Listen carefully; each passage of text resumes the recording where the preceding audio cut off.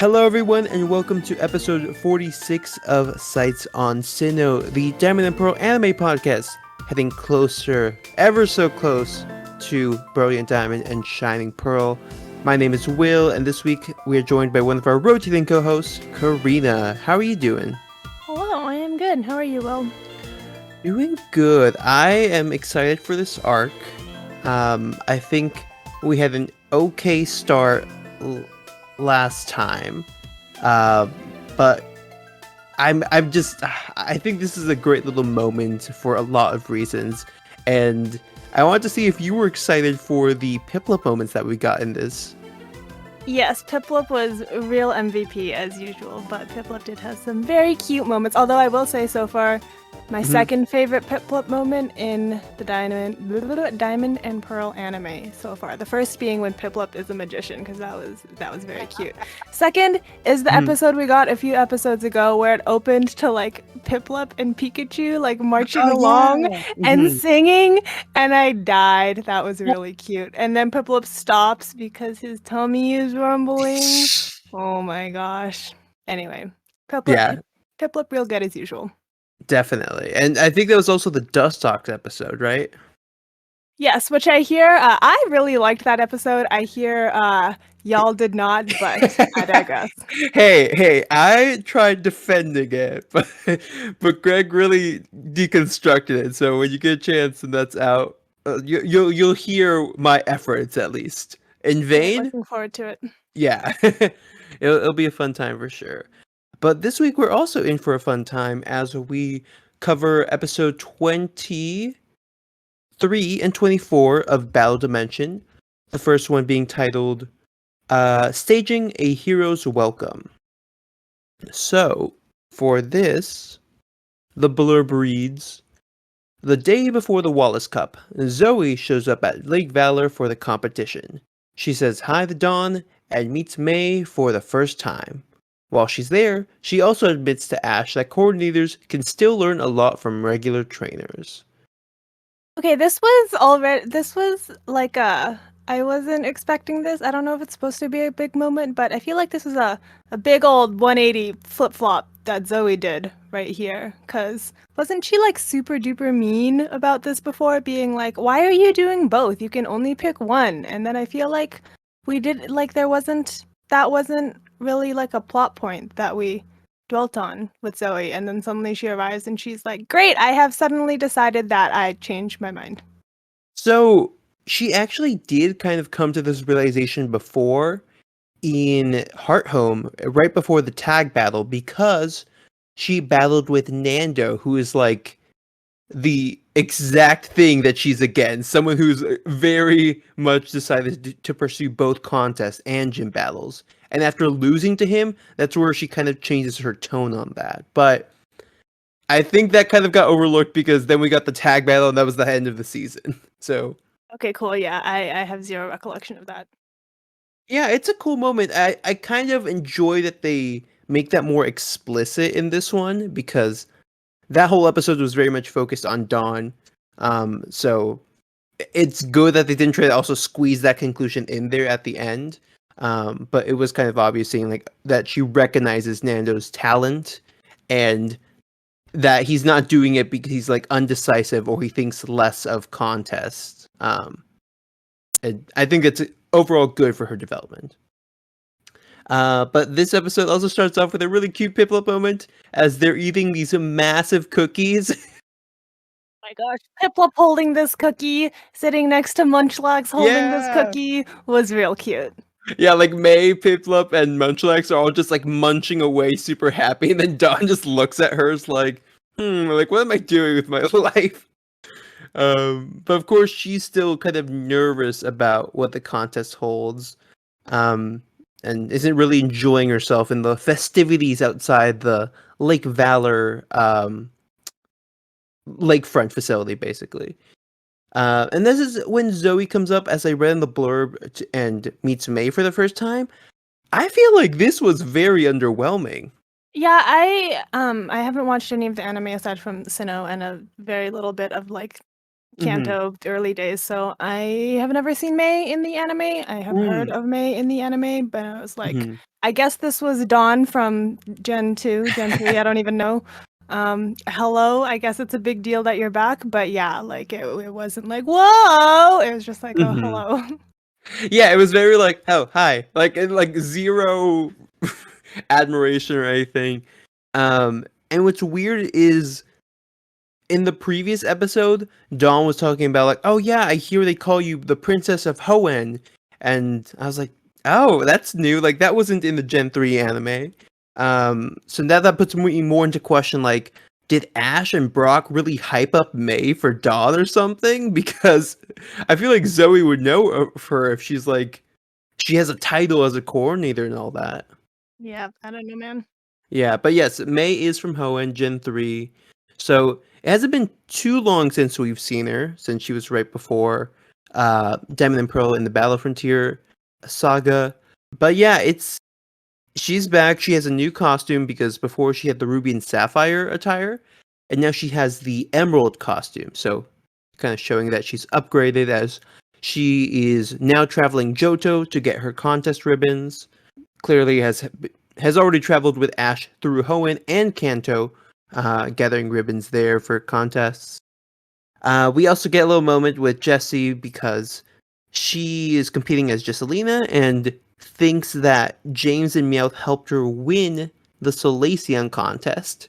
But this is where they confess that they had nothing to do with her victory, that she just won off her talent alone. Which she's like, oh, okay then. Part where Jessie thought that the contest she won was rigged went completely over my head, or I just don't remember it at all, because I was like, why does she think this? But I guess it was a thing. Clearly very memorable.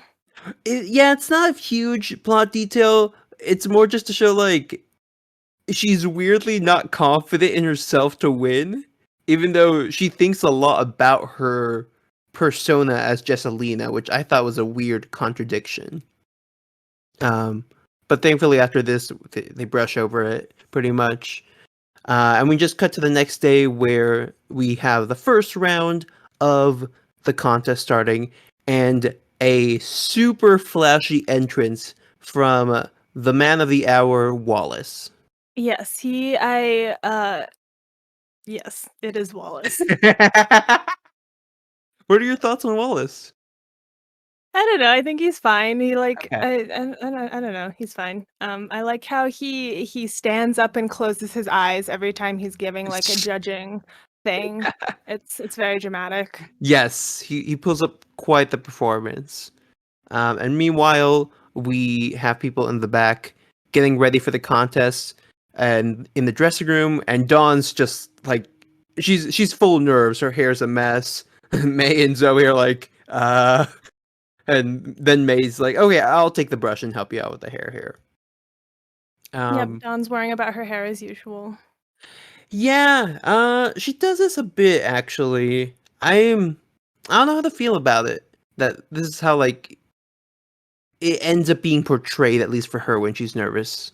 Yeah, I don't know. I kind of like that Dawn is like kind of a girly girl and likes like doing her hair and having cute outfits. Oh, another really cute moment was when she had the vest for Baniri and Pikachu was like, I don't know how to feel about this, and Baniri is like, don't I look cute for you?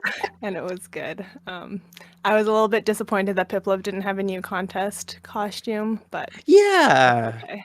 he's had like more contests as a cheerleader than he has in the actual contest, which I found kind of interesting. Like his little kimono outfit or then the cheerleader outfit, but nothing for the actual contest, which I was like, come on, give him something. Yeah, I mean, in terms of like Piplup being used less in the contest, I feel like it makes it more impactful when Piplup is used, because it's like, oh, it's like a big moment if Dawn's pulling out the Piplup. Yeah, exactly. It's her ace. At least at this point, for sure.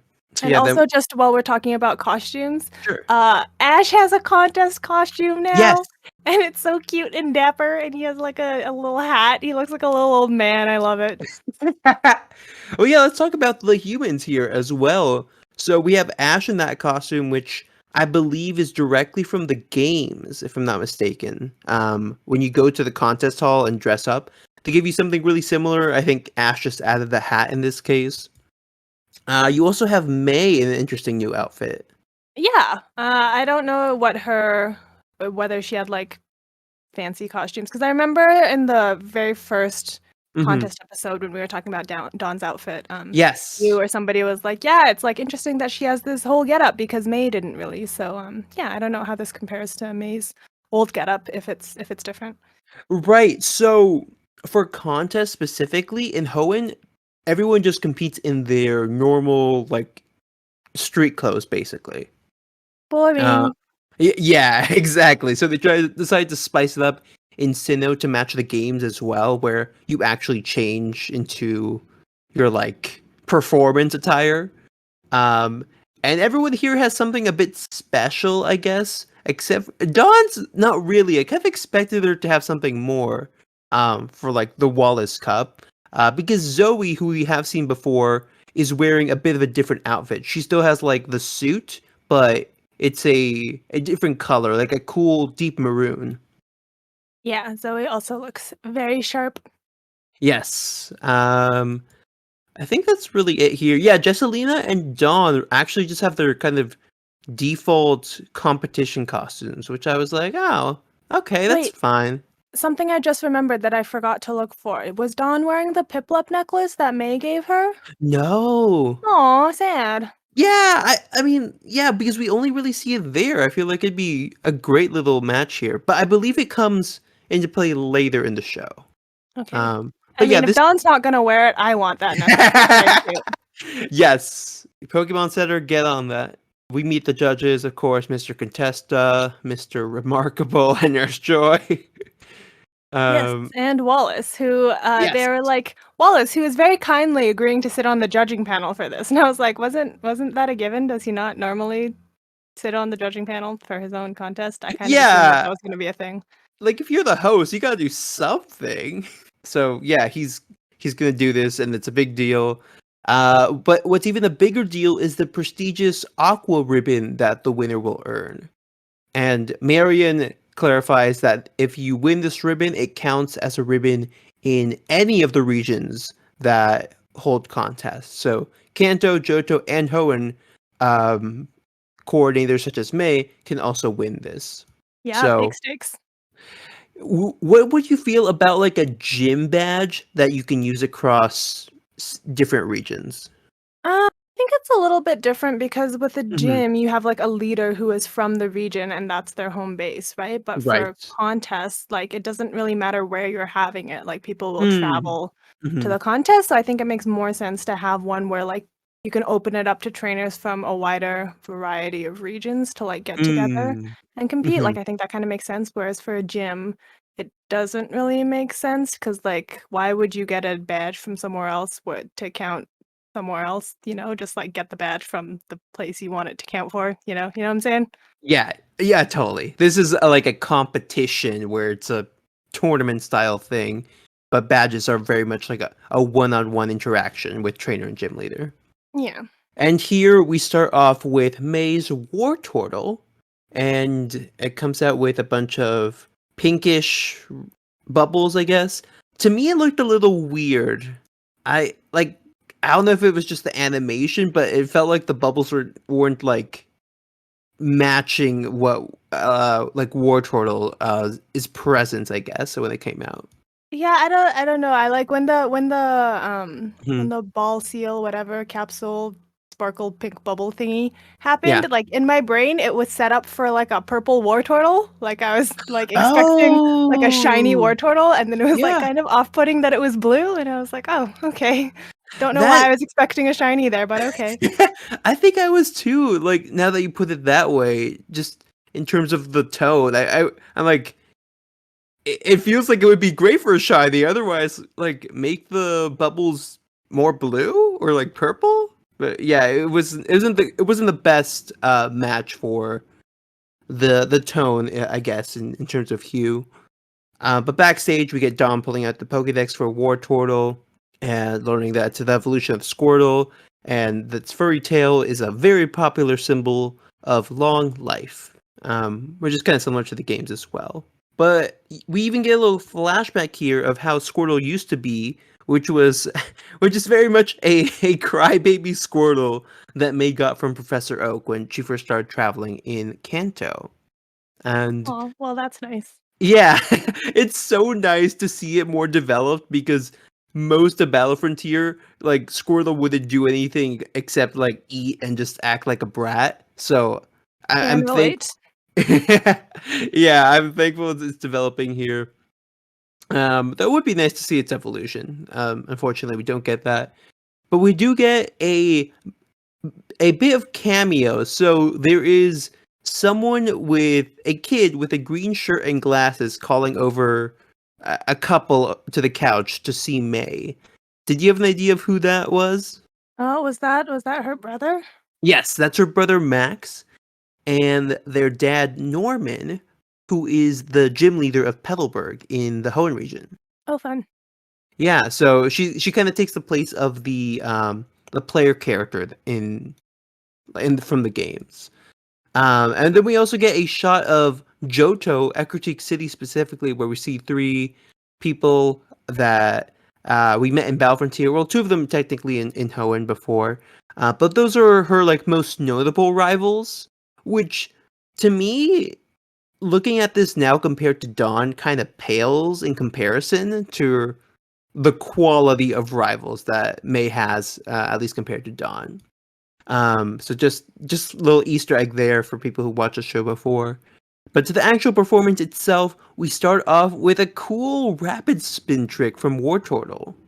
Yes, much spinning. I honestly don't remember much from Dawn, or not Dawn. What's her face and War For May. performance. I guess it was flashy and great. Excellent. Yeah. Such what is it called? It's not a Squirtle, a Wartortle. Great. Oh Very my memorable. gosh. Such good. Karina, you're just falling apart here. I don't know anything about Pokemon. I don't know why you have me on the show. You're the Piplup expert witness here. Sure, okay. But Wartortle does like basically like like skipping a stone on a lake. Is the comparison I'd like to make, and kind of ends it by jumping in the air and using Aqua Tail, which like has these huge streams of water coming from it. So like it looks like a very powerful move, at least in this case. Aqua Tail is also like a new Gen 4 move. So of course it makes sense that they're showing it off. And as the performance keeps going on, we see Piplup getting more and more uncomfortable backstage. Do you remember why? Is this when Dawn was squeezing him? Yeah. So sad. Yeah, it looks like she's getting more nervous and doesn't realize she's like she's just slowly suffocating Piplup. Yeah. So poor little Piplup is like Like, Dawn, please, I need to breathe. Exactly. So you can slowly see her nerves like haven't gone away. Very much for even though May and Zoey tried to help her out with that, and the judges all are giving high regards to May's performance, which is followed then by a bunch of other performances that we cut through, including like Chatot, Vulpix, to name a few, Cloyster. And then we get to Jesselina's performance, where she thinks she's like on top of the world, but what she really does is show Wobbuffet's counter by running at Wobbuffet and then getting like deflected into the air and flying down, which everyone's just like, okay. Yeah. I guess it was like really similar to what she did last time, right? Yes. But just like less good. Exactly. Everyone's like, oh, you did that already. This is like basically the same move that we've seen before. And it's also kind of like, why did you choose Wobbuffet? Like, well, he literally only knows like Miracle and Counter, as far as I remember. So, kind of a hard Pokemon. Wait, is Wobbuffet water type, or is it just psychic? It's just psychic, yeah. Okay, I was gonna say you need like the water type to cater to what's his face. Yes, to Wallace. But I guess not. You would think. Wobbuffet hasn't had a chance to like shine in the contest, right? So she's given him a chance, and also Team Mhm. Rocket just like giving their Pokemon away Yeah. left and right. So she doesn't have that many options left. That is a fair point. Yes, she kind of let go of Dustox, who has been her main contest Pokemon, arguably, since even Hoenn. So what does she have right now? She has. Does she only have one? Oh no, she has Wobbuffet and Viper. Viper, yeah. Yeah. So yeah, not a lot of choice, I guess. If you want to And mix it. I kind of wish she brought in Viper in the Milotic costume. That would have been good. That would have been so much better, actually. And just like see Wallace's disappointment. Mm. I would have voted for Jesselina Oh, and you would? Viper Okay. Milotic. Oh yeah. I'll give you that. Hey, she should have used that in the what's it called? The like cosplay contest that we saw earlier. Yeah, that would have been good. Moving right along, Marion's like, all right, everyone just ignore that. Let's see our next entry. And we get Zoey with a Finneon. And I remember this moment pretty well the first time I saw this episode, but what do you think about this being Finneon's introduction to the show? I thought it was fine. I don't think it stood out to me for Okay. whatever reason it stood out to you. Yeah, they were like, it's like the beauty fly of the sea, right? Right. Which I was like, oh, okay, if you say so. uh It's fine. It's a very pretty fish. Yeah, I like it more than its evolution, Lumineon, probably because it has like that pink coloring to it. But that Beautifly of the Sea moment is probably the only moment that really stuck out as memorable to me.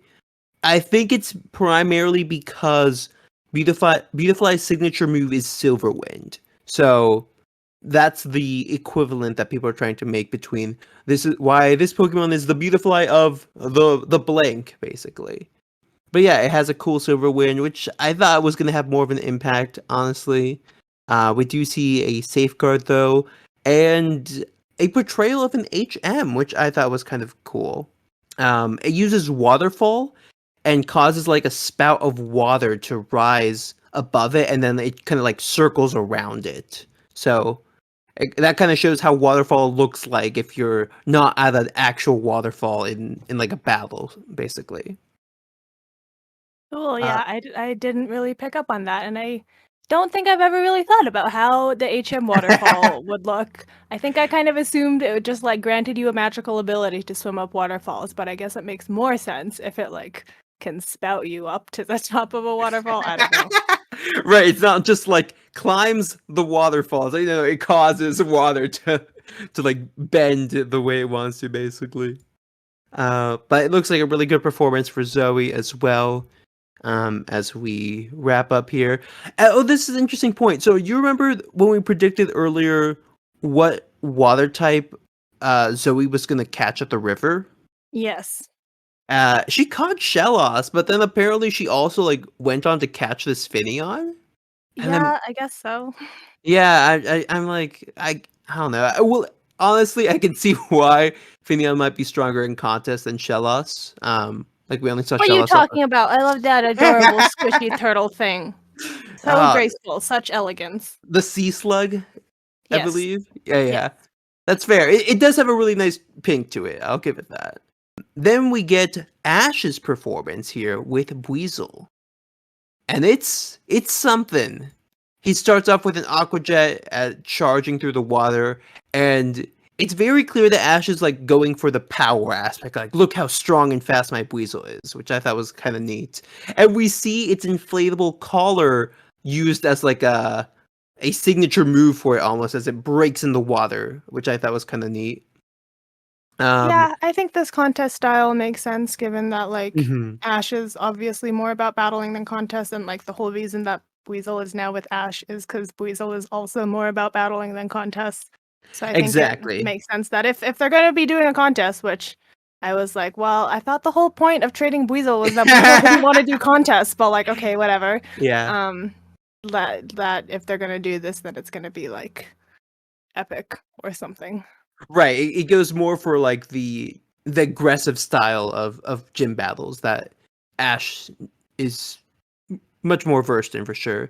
And yeah, he's joining this mostly on Wallace's advice. He's like, yeah, like just try it out with Weasel. It could be like a fun time for him because he really liked how Weasel's Aqua Jet looked like in their little like practice match.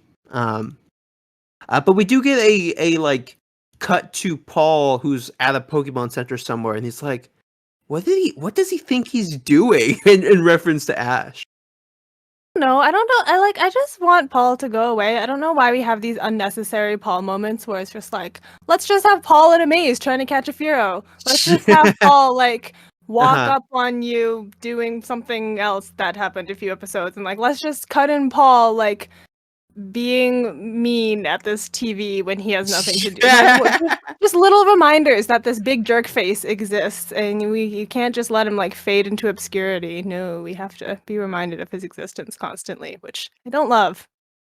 I think it pays off a bit later, in like kind of more subtle here, but it becomes more explicit in later down the line in a few episodes. But yeah, it does just feel like, okay, like why is Paul even watching this? Like, why is Paul not just like outside catching Pokemon or something? Yeah, go catch that Furo, jeez. Yeah, like I bet you never caught it. Go back and get that. Dawn again is back to being nervous backstage, trying to like check her hair in the mirror and everything, and everyone's trying to like get her to calm down and just relax. And Piplup, do you want to like describe what happens here? So we get some good subtitled emotions here. So everyone's like, Dawn, like calm down a little bit, and like it cuts to Piplup, and it's like Piplup irritated, and like Dawn is still freaking out, and everyone's like, oh my gosh, Dawn, like chill out, and it cuts to Piplup seething, and then she like continues freaking out, and Piplup just hits her with a bubble beam. Yeah, he's like, stop it, like just stop it, Dawn. And it works. It does. I'm surprised it doesn't mess up her hair. I was so ready for her to be like, oh no! But just makes it worse. Yeah. That would be funny. But yeah, I kind of like that it's a Piplup at the end of the day who saves her from herself. Yeah, I think it kind of plays up that bond that they have, and also Piplup real MVP in all the scenarios. Exactly. Yeah, he's like the voice of reason. And telling her like, hey, yeah, be confident in yourself. And she gets still definitely the character with the most personality in the show. But we do get to see Ash like cheering Dawn on as she's taking to the stage, and he's coming back from his performance. So she steps out with her ball, almost like drops it, but recovers just in time. And sends out her Ambipom for its redemption performance, I'd say. Nearly bails walking out on stage, but after that, things go well. Exactly. You just can't be 100% confident going in there. Oh, mess you up too much. You gotta like put yourself in a little bit of danger right there. Yep. And it starts off by using double hit, but it feels more like it's just dancing. So, I don't know. I mean, like, it's fine, but everyone seems to really make a big deal out. Well, isn't the point that, like, it's so fast you can't even see it, and also that you're supposed to be looking at Ambipom, so it, like, is doing a good job of showing off Ambipom? Yes, right. They say specifically, like, it moves so fast, but, like, I didn't get that interpretation from the animation they showed. It was like a weird... and honestly, also I think the word they used was, they said, wow, you can barely even see it with the naked eye. And for a sec I was like, is that bad? Like, wait a second, aren't we supposed to be able to, like, is this the problem again where we're not seeing Dawn's Pokemon? But it was like, no, it's like so good you can't even see it. And I was like, oh, okay, some clarification would be good. Definitely, yeah. It was for me the weakest part of the performance. But then she does do a swift into the water, which is nice, and it finishes off by punching the water itself using Focus Punch. And unfortunately, Team Rocket is in the splash zone, so they get a face full of water. But due to like the way the water was punched, it forms a bit of a heart at the end of the pool. which I was like, okay. And then it ends with Ambipom wrapping its tail arms around Dawn in a heart shape. So I'm like, oh, okay, I get it. I'll give you that. Yes, and they strike a very cute pose. Yes, they have that dramatic ending down for sure. And judges all seem to approve, which is nice. Marion's like, all right, that's it. We're going to go and go over the scores and all that. So everyone's just kind of regrouping over how much fun they're having so far. Jesselina's very confident she's going on to the next round. But Dawn still's a bit nervous, I guess, and if she's going to make it. Yes, indeed. And then they reveal the thingies. And, Yes. And all is okay with the world, except for Ex- Jesselina. Exactly. Yeah. She did not make the cut. We do see that the 16 contestants that are moving on, which include, of course, Ash, May, Dawn, and Zoey. And for this being like the big Wallace Cup, I thought there would be more people moving forward. Typically, I think the contests have 8 people move forward, and this one's 16. I was expecting maybe, I don't know, like closer to 20 or something. No, I think doubling it is reasonable. Doubling's okay? Okay. I also have no idea how many people they have to begin with. I was like, wow, they had 16 contestants? I guess there's a lot more. Yeah, I'm guessing there was like maybe 30 contestants. Is my guess there. But yeah, it would be kind of nice to compare and see like, oh, the hierarchy and like what were your chances of actually moving on. But yeah, Jesselina crumbles to dust quite literally at the end here, saying that she didn't make it. That was a weird moment. Did she do that in other seasons? I was like, oh, okay. just Thanos immediately when she finds out she's not made. Yeah. But yeah, that's pretty much it for this episode. Everyone's just getting ready for the next day. Everyone's excited. Dawn's does seem more invigorated now, though, that she's made it past the first stage. Yeah, that bubble boom really woke her up. Yeah, she needed that. Yeah. But that is the end of episode 23, titled again, Staging a Hero's Welcome. So, Carina, how would you rate this episode? I think I would give it. I think I'm gonna give it a 7. Like Okay. on whole, I was like, yeah, I like this. This is fun. Piplup is very cute. Mhm. A lot of the moments were like, okay, like sure, that's fine. I'm fine Yeah. with it. It's not like amazing, but also it's like it's fine. Overall, like net positive. Sure, this was a nice watch. Yeah, I think that's as much as I can say about it as well. It's just like it's good. There just isn't a lot to say about it, which I'm kind of mixed on.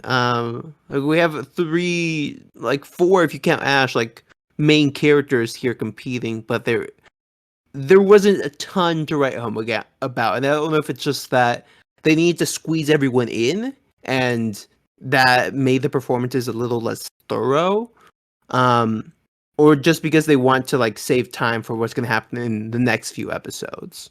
But yeah, I think overall I would as well give it a 7 for that. Like the most interesting part I think is if you're a fan of the anime and you're like, oh cool, it's nice to see May back here for a bit and like cameos of her rivals, but not a ton after that, I'd say. Not a lot of interesting things I can see in the trivia, so let's go ahead and move on to the next episode, which is Pruning a Passel of Pals. And because I don't think Carina or I knew the definition of Passel, we looked it up, and it's literally a large group of people or things of indeterminate number. So, someone knows their SAT words here and just really wanted to use it for them. Yep, now you know. Yeah, exactly. Don't say we never taught you anything. And this just continues off of the previous episode, like straight up, it's just a continuation of the last one. So no blurb there. And we start off with the next round of the contest, I believe. Oh no. We actually get a bit of thing, a like moment, I guess, that happens the night before the next part of the contest. Everyone's just kind of chilling out at the hotel. The girls are in their room, feeding snacks to all their Pokemon. And it's very like sleepover vibes, I'd say.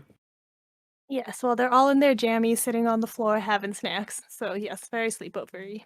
Exactly. Yeah. Like Dawn's trying to learn from May a bit how like Johto contests are, but they're rudely interrupted by their neighbors who are Ash and Brock. And apparently Ash was trying to sleep but was dreaming about battles and fell off the bed. So Yes, how embarrassing. yeah, exactly. And then he says he's just gonna go for a walk and because he can't sleep. And as he goes for a walk around Lake Valor, we get an interesting little moment between him and Pikachu, talking about how Weasel's gonna do well, and like is learning actually from this, which I thought was kind of a neat observation that Pikachu and Ash just kind of chill out sometimes. They're like, hey, like let's just talk, and I thought that was a kind of neat moment Of course, there. they've been traveling together for like 30 years. What do you think they Yeah, do over all of that time? right. You just don't really see moments like this of them alone as much as you think. Like, there's always a ton of other Pokemon or a ton of other people around them. Um, so it was nice to like get this explicitly shown. But it's interrupted by a similar incident to what we talked about in a very early episode that you were on, Karina. Yes, I wrote down, oh, look, another lake spirit. You're like, oh, there we go again. Yes, which is basically my reaction. And also, a thought I had while Mhm. watching this was like, did Suicune appear in one of these episodes? Is that a thing that happened? Am I Yeah, making things up? Does that come back? Suicune did appear in an episode of the anime, and it was me and Manny. We like to not talk about it. All right, cool. Yeah, I was like, oh, look. I was like, I feel like we've seen one of these before. And I was like, racking my brains. And I was like, I think we've seen a lake Oh, spirit. And I think we've seen a Suicune. yeah. Okay, great. You would, That yeah. tracks. You would think there's a connection. There isn't. Like that Suicune episode is particularly bad because, like, it's just there, and it does like almost zero things of importance. Like what? Like why? Why are you here? You're a JoJo legendary. Like it's frustrating. But anyway, this is a cool little moment where we see Azelf pop out of the water, but not quite Azelf. More of it like it's astral self, I guess. It looks like a transparent version of it, basically. Oh, I thought it was just like a shadow. I didn't think that hard about it. But yeah, that makes sense. Yeah, that's kind of I think the legend is like they sleep at the bottom of the lake, but they're psychic, so sometimes like their psychic selves separate from their body and like travel around. I don't know if I got that from the game or the anime, but that's at least the explanation I've heard for like why they look like that when we've seen them so far. But yeah, you were there the first time that we saw it, which comes up when Ash rushes back to the hotel and tries to like explain what he saw, and Piplup just gives him a face full of bubble beam. He's like, "You're not making any sense, Ash. Chill." I really like this because Ash comes running back and he's like, there was a thing and it like went Yeah. whoosh and then it went he's like freaking out and Uh-huh. like Dawn and Piplup look at each other and like Dawn nods at Piplup and Piplup like shoots a bubble beam in his face and then in the next scene it becomes Mhm. very apparent that like Dawn totally believes Ash because like this Yeah. happened to her too, but she still let Piplup just like Right. bubble beam him in the face even though she was like, yeah, I believe you, but also you sound ridiculous, so have a bubble beam. Exactly. She like Piplup just looks at her like permission to fire, and she's like, "Go ahead." But yeah, this is where we discover that they've never talked about this before. Apparently, like it just never came up for Dawn. Yeah, Dawn's like, oh, I didn't tell you that I saw Mhm. a weird thingy in the lake doing a weird thing. Well, oh, that happened. It's Mhm. fine. You're fine. And this is where we get some more information about Zoey, since May explains that she heard about similar things herself when she was in Snow Point City a few days ago, and about a lake that's over there called Lake Acuity. And Zoey reveals, "Oh yeah, what May's telling is true because I'm from Snow Point City." Yeah, learning about Zoe. yeah, like at this point, are you like, oh, okay, like is this just where Zoe's from, or did you feel like there's any other significance behind this? No, should I Okay. have? No, I was just wondering because to me it did feel a little random that this is how they reveal where Zoe's from. I don't know, like it was kind of a big deal when they found out like, oh, Paul's from Veilstone, so like we might find out more about him. But for Dawn's rival, it just kind of is passed on in the conversation that they're having here. I guess So so. Yeah, I don't know. yeah, Um, Maybe not everyone puts as much emphasis on the "I'm blank and I'm from blank" as yeah, that's fair. Yeah. I'm from Palatown, and you need to know that. And then Brock's like, oh yeah, I might have to do something with a space-time legend. And Don's like, yeah, I'll call Professor Rowan first thing in the morning. I don't think we ever see this call. Yeah, and I was also like, "Oh yeah, Professor Rowan." I forgot that there Yeah. was a professor. Uh-huh. Like I guess we've talked about Oak a few times, but I was like, I Mhm. completely forgot that Rowan was a thing, to be quite honest. Yes, I also came to that realization here where it's like, we really don't talk to Rowan. Like, at all, basically. I think the last time we saw him, he was meeting up with our heroes because him and Professor Jenny were like rescuing Shieldons from Hunter J, but he has very little presence in the show, at least so far. And I think that's a trend. Would you have any feelings if Professor Rowan were more present? I mean, I think it would make more sense because, like, isn't Oak supposed to be super present? And it's like you have these kids who are Mhm. like on this journey. Like, isn't the whole point to catch all of the Pokemon for the professors? Like, isn't Yeah. that the whole reason for this universe? Right. I think originally it was, but over time, I'd say it's more skewed to just like Ash becoming stronger and taking on more challenges. Like all of Kanto and Johto, Oak was a constant. Like every like few episodes, like I don't know, every 10 episodes or so, like you would get some appearance of him either on TV or in person. But as the shows progress, it's definitely leaned itself off from the professors. Like even in the last region with Hoenn, Professor Birch wasn't around that much. And like I think it's fine because we've talked about how Dawn loves her Pokédex. Like we see it a lot. Um so she's getting the job done at some level of like recording all these Pokemon. But it doesn't necessarily need to be like a check-in with the professor as much. But I think for the space-time legend, it would have been nice to maybe hear what he has to say about that. Yeah, I feel like Brock is almost like a sit-in for like the professor figure because he's the one Yeah. that like knows about all the lore and like knows about just about Pokemon in general and like fills them in whenever there's something new happening. Yes, he's definitely the knowledgeable one of the group. I kind of like that. I'm not against it, but it does feel weird that they underutilize the professor. At least here, when they bring it up and they're like, "Oh no, they know he's around. They just don't really talk to him that." Yep. Well, We anyway, yeah. all of this is like the pre-contest scene. We're not even Yes, getting into the meat of the episode yet. that was like 6 minutes of the episode. So there you go, like some lore, I guess. We jump to the next day where we have Baniri facing off against Wilmer. Dawn just trounces this guy. Like that's all you need to know. Yeah, at the end, one of the judges is like, "What a solid Yeah. performance from both," and I was like, "No, this whale got frozen into a solid block by this cute Yeah. little bunny rabbit. Like the whale did not give a good performance here." Right. These are not the same. You cannot say they did equal work here. Yes, but all that to say, Dawn wins her next thingy. Exactly. Uh, and she's got her groove back. Is what the comments are from the gang in the back as they watch the performance.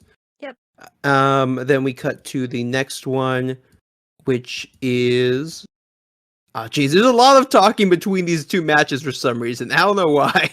Yeah, and also this episode was a little bit like I found it a little bit jumpy, like jumping between Mhm. battles, and then at some point we're like, oh, Dawn has already won her third thing, and we're like, oh, okay, Yeah. like I guess she and Patrici did good, and it feels like they were just like trying to like move things Mhm. along, but rather than speeding through things, they were like skipping over things, and it was a little bit jarring.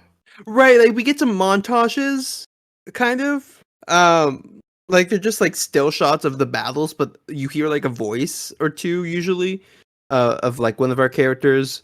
But they do spend some time with Jessie and Team Rocket trying to cheer her up by reminding her, "Hey, you can be a reporter like you were at the Hoenn Grand Festival." So that kind of revitalizes her, and she's like, "Oh yeah, that would be great. Like, I can still be on camera. Like, I can still be a star."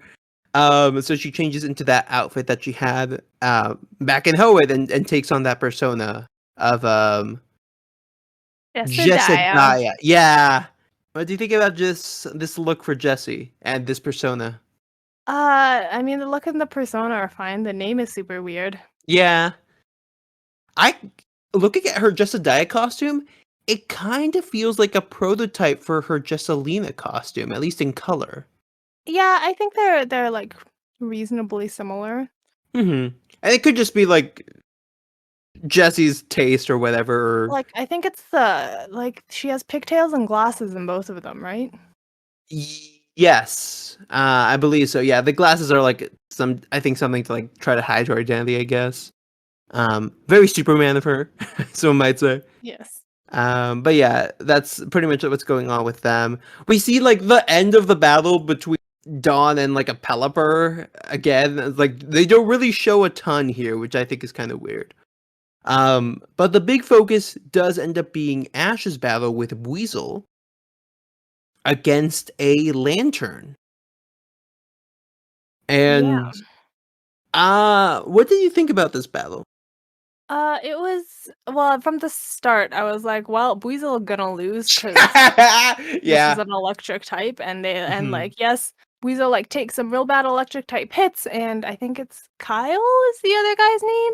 He's like, I watched you do your thingy with your Weasel, so I know exactly what you're gonna do.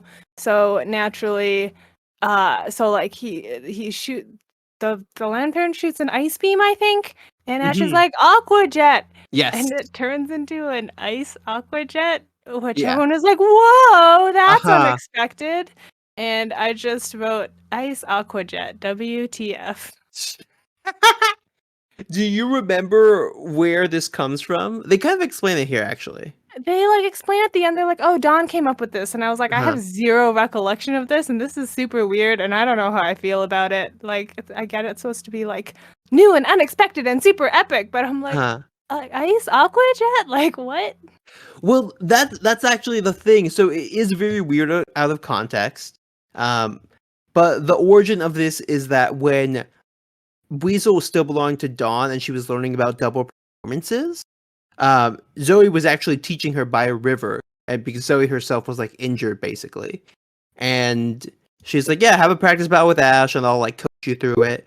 And during that battle, she uses Baniri as well, and she's like, Ice Aqua Jet," like she just kind of like, all right, let's give it a try, and it works for a second, but Weasel loses control and crashes down, so it can't really maneuver inside the ice, like as you think, especially if you're surprisingly frozen in ice. So the reason this seems to be a big deal is because Weasel is actually able to control the move pretty expertly here. Okay, yeah, like, it was fine. I don't think it Yeah, had the impact on me it was right. supposed to have. I was just Uh-huh. like, "Why is this happening?" And then Ash loses anyway, and it's like, Yeah. "Okay, whatever." I mean, to be fair, Kyle's like he's doing the 200 IQ move here with an electric water type. Is This is like, true. what are you gonna do? Yeah, yeah. He points out like, I saw that you didn't switch Weasel for your other matches, so I suspected you would do the same for this one. Um, and yeah, that's where we get to the loss of the battle, which is unfortunate for Ash because he pulled off that Ice Aqua Jet. But yeah, Kyle's of course the coordinator, so he knows what's gonna happen. Or like he knows what to do. And Jesediah interviews Ash backstage, where he's just, it's just an awkward conversation because it's Jesse, of course, hogging the camera, and we pretty much wrap up with the start of the semifinals, which is Dawn versus Kyle, and then Zoey versus May. And we see like the night before they're all chatting it up. Ash was like, "I thought I won," and I was like, "Yeah, I thought you won too." Honestly, Yeah, I also thought he won, but then he didn't. So yeah. He got robbed. It was a big scam against Ash. it was, yeah. But he does kind of take the most out of it, and it's like, yeah, Weasel still looks really strong though, and we can use what we learned here in the next gym battle at least. So silver lining for him. And then Dawn and Piplup have a little cute moment backstage where like, hey, we're gonna work together as a team, all right? I don't remember this moment. Did something happen other than that? No, that was really it. Like she's just like kind of pumping up Piplup before putting it in its ball and then putting that ball in the capsule. So kind of just showing like, oh, this is what happens right before coordinators come on stage. Like they get their ball in the capsule properly, so they're ready to go. And we do get a Piplup subtitle of confident, of course. Nice. And yeah, the battle starts at where she's facing off Kyle and Crawdon. And it's a flurry of Bubble Beam versus Sludge Bomb with an epic little like teaser of like, oh, what happens next as we compete in the Wallace Cup for the Aqua Ribbon. And that's where the episode wraps up, really. It's very similar to the last one. I think a little more exciting for Ash at least, but overall still not like superb levels basically. Yeah, I think I would give this episode a 6. Like it was fine, but I think Mhm. less fine than the last episode, and also Oh, just okay. like just the pacing was like I think Yeah. a deal breaker for me. It was just like it felt very strange pacing wise, and I didn't love it. Right. Like we mentioned before, the first 6 minutes is this kind of lore exposition. We don't see a ton of the performances themselves. There's kind of just like cuts between them in the middle. The whole action is really just Ash here, and Ash loses, so it's also kind of unsatisfying, honestly. To see him do well, but like that being the climax of the episode. I think I'd give it a 6.5. Like Aisakuja is really the only point here, I'd say. Like just seeing that mini arc, I guess, for Weasel come to conclusion is nice. But overall, it's not as high action as I hoped something like this would be, because it's a 5-part arc. At least as stated by Bulbapedia. So I would assume there'd be a little more oomph to it, if we're this far in, at least. Yeah. But yeah, that it wraps up this episode. So, question of the week, which I believe I asked JM as well. If you had a Pokemon that has not been shown so far in the competition to use for the Wallace Cup, what would it be, Karina? A Luxray. Ooh, how come? I don't know, like, isn't Shinx, like, the go-to cute Gen 4 Pokemon? We haven't really seen it yet, so Yeah. Shinx or Luxray or whatever goes in between them. Luxio? Yes, Lexi. One of those cat things. But we already had, like, a Luxray episode, and I don't think we've had, like, any Shinxes really, like, in the spotlight, right? So, like, come on, Shinx, we wanna see Shinx. We had Shinx in a really bad episode in Jubilife when they get the Pokaches. But yeah, Shinx could use a redemption, so I could see that. Or Garchomp. I'm still waiting for a Garchomp in this. No, we this got anime. that. Cynthia, We did? yeah. Oh, Cynthia man. battled Paul with it. I clearly don't pay attention to this show at all. Oh man, it was a quick battle though, so I can't blame. Most of the episode was Cynthia taking care of the episode taking care of Paul's Pokemon that she beat up. I see. While we're talking about that, can I just say a quick thing about an episode that is not my episode? But Sure. like, what the heck is with Raichu almost killing Pikachu? Like, what? How is this a thing that what? Why? That's all I have to say about that. Oh man, you're gonna be delighted when you get to listen to that episode with JM. He has the exact same reaction you have. It's a good discussion. So yeah, stay tuned for that. And if listeners you haven't checked it out, go ahead and do that as well. It's right. It's a little bit before this. I think like 2 episodes before. Yeah, that's a whole thing in itself. It's a big what moment. I said Azumarill because I was thinking water types, but I think I should actually choose a Sinnoh Pokemon now that you're like pointing out Shinx and Garchomp. And JM said Gastrodon actually, yeah, so I can't say that. I'm trying to think. We have Shellos. Shellos is cute. I don't think we need a Gastrodon moment. Sure. We have Shellos, you know. They're basically the same, just one is cuter and squishier. That's true. I do prefer Shellos to Gastrodon in the terms of appearance. And I would go with the East Coast one to spice things up because I also kind of like the little hair thing that it has going on the side. Sure. They look like waves, water types, you know, the whole deal. I always kind of thought of it as a helmet, but I guess it's hair. I don't really know. I try not to think too hard about what is happening on Pokemon. Yeah, that does kind of break some things when you do that.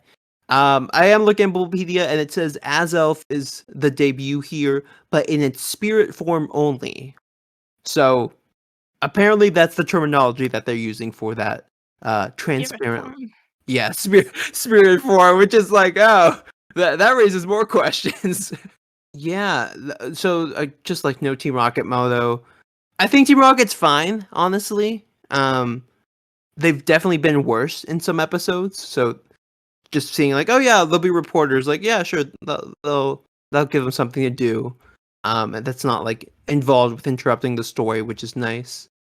Yeah, I've honestly liked Team Rocket these past few episodes. Oh, okay. I think they've been fine. Yeah, definitely. But yeah, if you guys have any thoughts about the episode or have the answer to the question of the week, feel free to leave that down below as well. And if you want to check out Pokemon TV yourself, see some episodes from Sinnoh or whatever anime that they're promoting at the moment, you can go to Pokemon TV on your desktop, from the mobile app stores, or most recently on Switch, actually. I tried it out on Switch, and I think it's fine. I just wish it actually saved your progression if you're watching it on a different platform. And like, I signed into my trainer account and it didn't really show that, so that was a little disappointing. But just in case if you want to use your Switch for it, it's easier to connect to the TV or something. That is an option you have now as well. But Carina, thanks so much for coming on and showing your Piplup pride this episode. Of course, thank you for having me on. Of course, and people want to hear more takes of your Piplup love. Where can they go ahead and do that? There's a lot of Piplup love happening on my Twitter at PinkGumon, so you can hop on over there. Perfect. Yeah, and we'll be teasing. Also, just stay tuned for any updates on the podcast and all that good stuff there as I try to tweet Sinnoh memes. I'm still thinking of one for this week, so I'll get on that. But yeah, I've been Will. And I am Carina. And we will see you in Sinnoh. Until next time, have a good one. Bye.